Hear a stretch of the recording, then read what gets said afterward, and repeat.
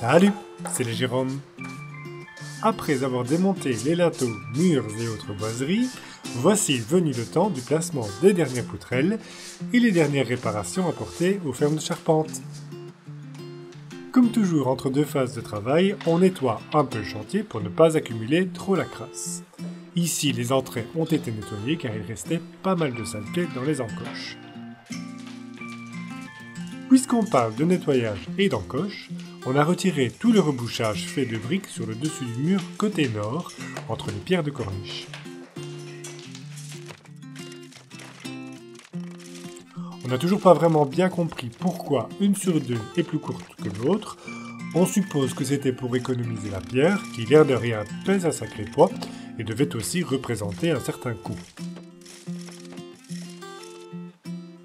Bref, tout est dégagé et nettoyé, après un peu de tamisage, et comme pour les précédentes, on va tirer parti de ces encoches pour y loger les poutrelles qui restent encore à placer.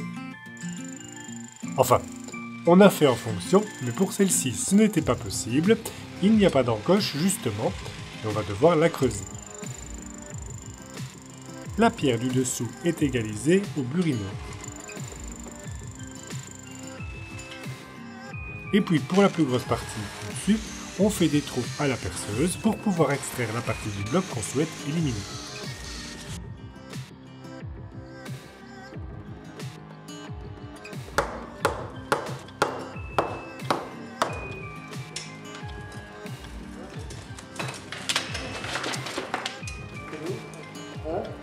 Pour le second emplacement, il faut juste un peu creuser la pierre car la profondeur était un peu trop juste. À chaque emplacement, la distance entre les murs opposés est différente.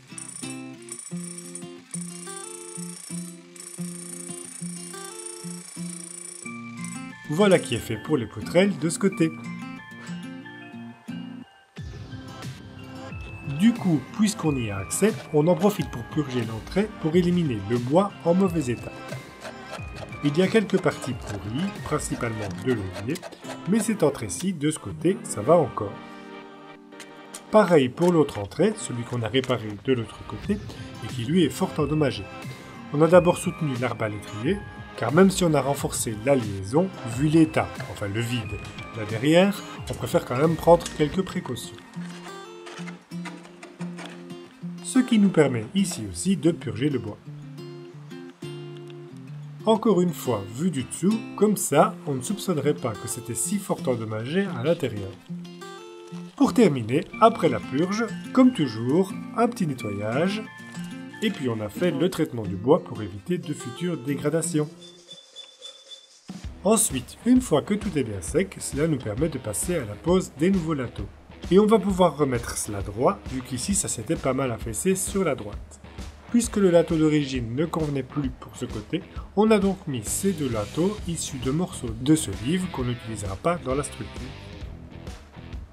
C'est posé dans la maçonnerie qu'on va pouvoir continuer par-dessus pour reboucher le trou. Comme toujours, on fait un montage à blanc des pierres sur une ou deux lignes pour voir comment tout cela se met. Et on prépare déjà les morceaux de prélinteau en béton pré-contraint qui vont servir de support aux poutrelles. Et hop, c'est maçonné. Il faut encore reboucher les trous dans les pierres de corniche et autour de l'entrée qui doivent être reposés car il est toujours soulevé par les étais. Pour le rebouchage des encoches des pierres calcaires, les morceaux qu'on a découpés ailleurs viennent bien à point et on les intercale ci et là.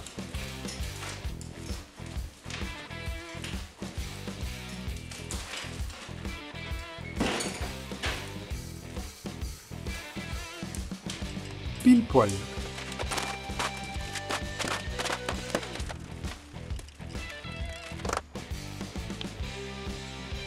Vient ensuite le tour de l'entrée. On le soulève encore un peu pour pouvoir accéder plus facilement à l'espace en dessous. Et vu que sa surface n'est plus tout à fait plane, suite à la purge du bois, on ne peut pas simplement insérer une cale car les contraintes de compression ne seraient pas uniformément réparties sur toute la surface d'appui. Du coup, on va utiliser du mortier. On y ajoute aussi quelques pierres plates pour que cela ne s'écrase pas trop quand on va reposer le tout. Et l'entrée peut être reposée.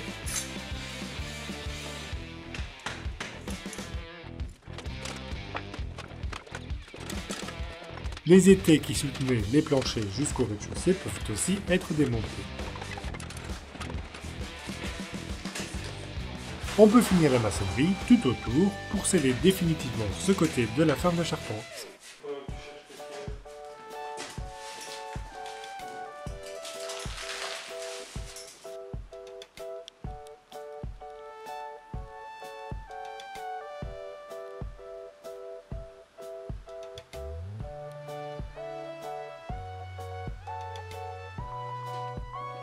On en vient à ces deux dernières poutrelles qui attendent toujours au sol. Les élingues et palans sont installés, et puis c'est parti pour les hisser à destination.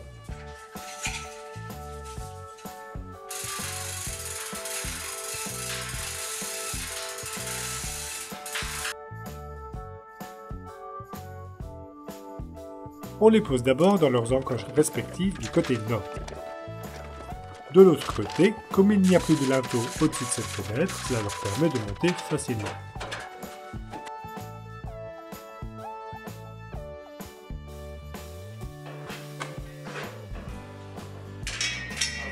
Et on les met en attente sur le côté car il n'y a pas encore d'assises pour le moment.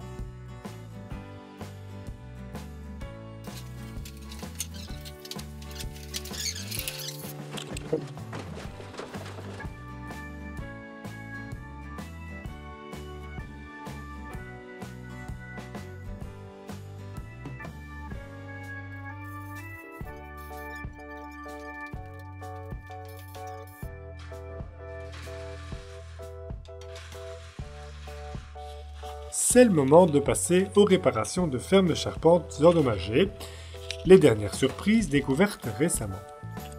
On a choisi de faire ces réparations avec de la résine époxy, une technique souvent utilisée en restauration du patrimoine. Et on a pris en compte plusieurs éléments pour établir la façon dont on allait procéder. D'abord, les entrées des fermes ne devront plus supporter que leur propre poids, car ils ne serviront plus dans la structure des planchers du grenier. Et pour cela, la section du bois est suffisante, et elle l'est également pour reprendre la force de traction induite par les arbalétriers. Ensuite, sur les bouts, là où c'est endommagé, il faut simplement que cela puisse supporter la contrainte de compression également induite par les arbalétriers qui s'y reposent. C'est là où c'est un peu limite car les surfaces d'appui sont moindres vu les trous. C'est donc ce rôle que va reprendre la résine.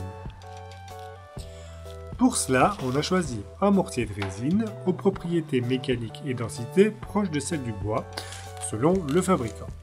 Cela nous a paru plus simple que la mise en œuvre de résine stratifiée et d'inclusion, en tout cas dans notre cas et selon nos besoins. Mais pour mettre en œuvre la résine, on a dû attendre que cela se réchauffe un peu, car il faut que la température ambiante soit d'au moins 15 degrés minimum. On était loin du compte. Avec le printemps très froid de cette année, on a même dû attendre assez longtemps. Heureusement, on a aussi d'autres choses à faire en parallèle. Mais bref, nous revoici une fois les températures adéquates atteintes. Avant de pouvoir mettre en œuvre le mortier de résine, il faut d'abord appliquer un primer époxy qui va servir de couche d'accroche, sinon le mortier ne collerait pas au bois. C'est une préparation de résine époxy soluble dans l'eau. On fait le mélange des deux composants qu'on dilue ensuite dans de l'eau et qu'il suffit d'appliquer sur le bois.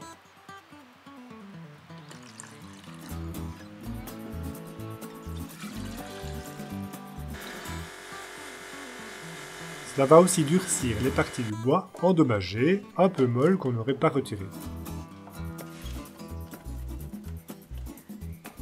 Et il n'y a plus qu'à laisser prendre tout cela. Les eaux de nettoyage des outils, comme toujours dans ces cas-là, on les verse dans des bidons qui seront éliminés via la déchetterie comme déchets chimiques. Le mortier de résine seul ne peut pas supporter certains types de contraintes, comme la flexion ou la traction, et il est courant de renforcer les réparations avec des joncs ou tiges métalliques. Ce n'est pas strictement nécessaire dans notre cas, mais puisqu'on en a l'occasion, on préfère tout de même armer la prothèse, ne serait-ce que pour diminuer le volume à remplir.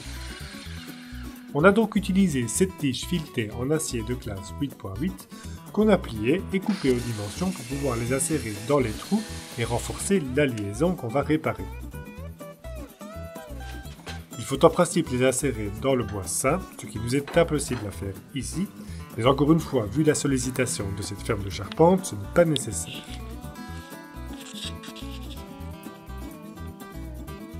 Le mortier de résine est prêt et on a donc pu l'injecter dans toutes les cavités pour bien reboucher tout ça.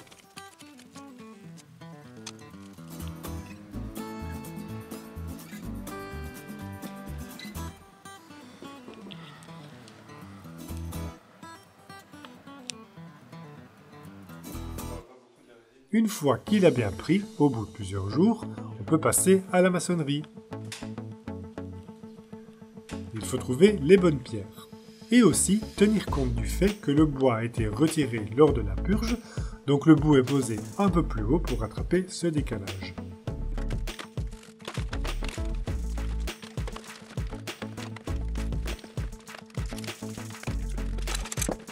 La ferme peut être reposée. Et pour terminer, il faut sceller le tout. Voilà pour cette ferme, et on peut ensuite passer à la suivante. Allez, c'est la dernière intervention sur les fermes de charpente, enfin de ce côté. On la soulève légèrement pour dégager les cales du dessous, ainsi que la poutrelle en attente qui nous gênerait autrement. Pour cette ferme, on va aussi utiliser du mortier de résine, et comme on aimerait que l'entrée soit visible par la suite, on va réaliser un petit coffrage en bois pour ne pas que la résine soit visible. Pour cela, on a trouvé cette large planche sous les planchers au grenier, et qui conviendra parfaitement. Elle a toujours les traces d'usinage, mais elle a surtout gauchi en séchant, et on va la rectifier. Avant d'utiliser les outils, on s'assure avec un détecteur de métaux que la planche ne contient aucun clou ou autre, ce qui endommagerait le fer du rabot. Et puis, on refait une face plate à cette planche, ce qui révèle par la même occasion le beau chêne. Pour l'armature métallique, on va utiliser ces ronds et plats qu'on a récupérés lors du démontage ou découverts dans les restes de l'usine. Première chose, leur redonner une jeunesse, car tout cela est fort corrodé.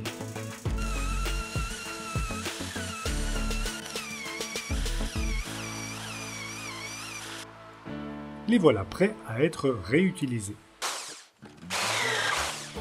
Ici, on arrive à les insérer dans des trous qu'on a percés ou agrandis.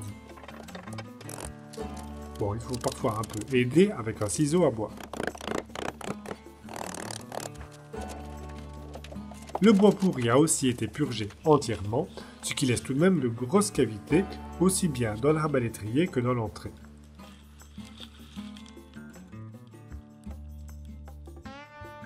On applique une première couche de primer époxy, ici aussi pour que le bois soit partout assez solide.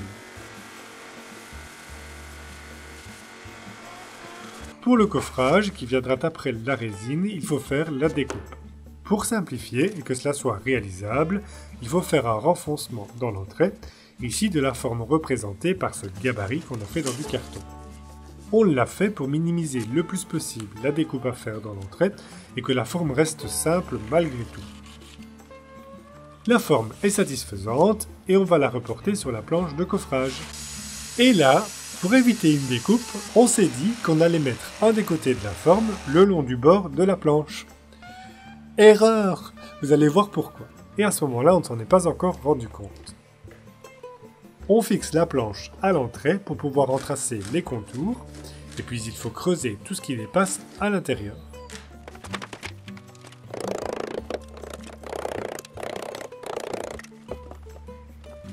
Ce qui requiert de nombreux ajustements. On a même un peu triché avec la scie circulaire pour avoir une coupe bien nette sur un des côtés.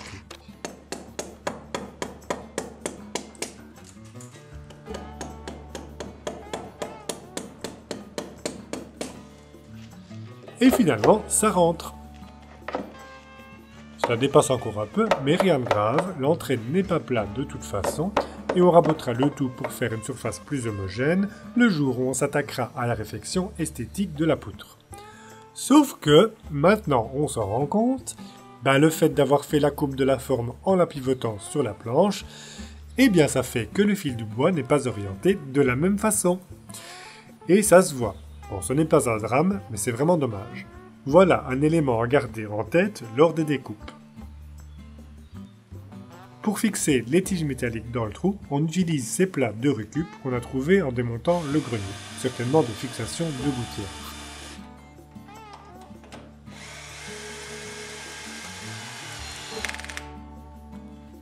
Toutes les tiges sont bien insérées et calées avec des vis ou autres. On peut alors passer à la couche finale de primer. Puis préparer le mortier de résine en mélangeant les deux composants de la résine, puis en incorporant cela à la charge. C'est une composition spécialement prévue pour les réparations de bois de la sorte et qui est fortement thixotrope, c'est-à-dire qu'il est très malléable mais ne coule pas, ce qui permet une utilisation à la verticale et même à l'envers sans souci.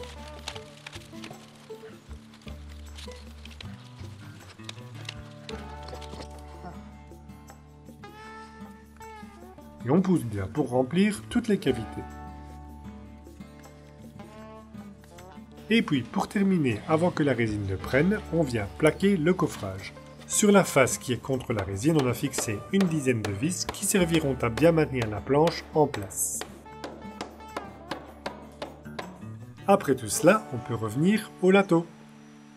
On a bien dégagé et nettoyé le haut du mur, et à droite, on peut voir le dessus d'une pierre d'angle des anciennes ouvertures.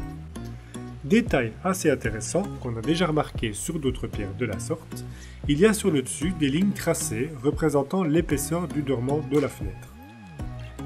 C'est ici qu'on a malencontreusement fait sauter un bout du crépissiment de la façade en démontant, mais rien de grave. Le niveau est déterminé pour correspondre avec les linteaux voisins, même si en fait ce n'est pas primordial. On teste d'abord que tout va bien, car ce lateau qui vient d'en face est beaucoup plus épais que celui d'origine, et il faut en plus que cela passe sous l'entrée. On avait calculé, et cela semblait correct, en faisant justement remonter ce qu'il faut l'entrée, mais parfois en pratique, c'est plus compliqué que sur le papier. Bon, cette fois-ci, tout va bien, c'est pile poil. Par contre, derrière, on se rend compte que le dessus de l'arc de la voûte en brique est cassé. Zut! Il nous est impossible de le refaire depuis ce côté, il faudra qu'on s'y attelle lorsqu'on s'attaquera à la façade depuis l'extérieur. Mais, bon à savoir, on ne va pas s'appuyer dessus en remontant la maçonnerie. Comme toujours avec la maçonnerie, on mouille, on teste un blanc, et on cale. Le linteau peut reprendre sa place définitivement.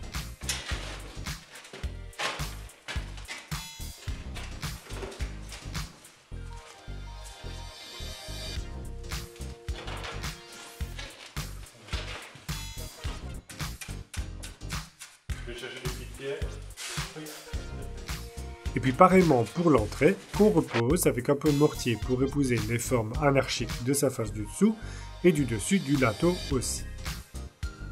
Ensuite, encore un peu de maçonnerie afin de remonter le haut du mur, où il faut qu'on inclue les assises pour les poutrelles.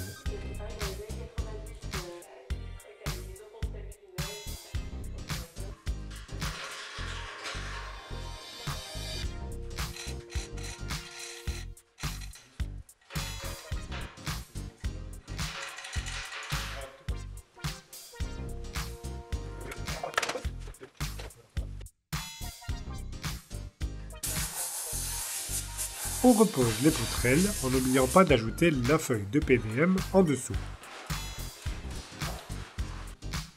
Puis pour finir, les sceller dans la maçonnerie.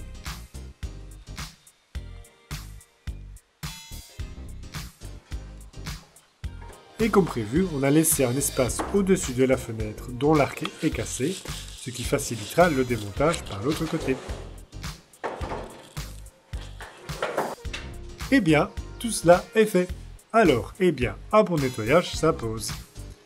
D'abord, il reste quelques pierres sur le niveau, et vu qu'il nous en faudra encore quand on s'attaquera à la jonction du mur et de la tourelle, on vous en parlera prochainement, on entrepose ces pierres au niveau du grenier.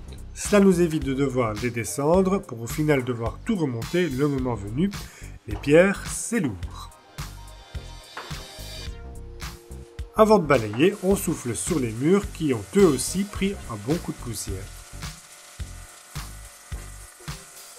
Et enfin, tout est nettoyé. Et la prochaine étape, c'est le démontage des planchers de cet étage.